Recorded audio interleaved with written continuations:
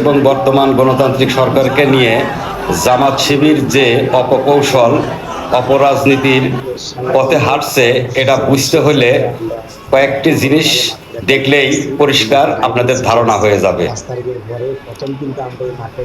আইএসের পতাকা সহ সারা বাংলাদেশে উগ্রবাদীরা বিভিন্ন জায়গায় ধর্মীয় অনুভূতিকে কাজে লাগিয়ে পতাকা উৎসব করছে। এক। দুই নম্বর হচ্ছে, চাঁদাবাজির ধোঁয়া তুলে বিভিন্ন জায়গায় তারা লাঠি সোটা ক্রিকেটের স্ট্যাম্প নিয়ে উগ্রবাদী মহড়া দিচ্ছে।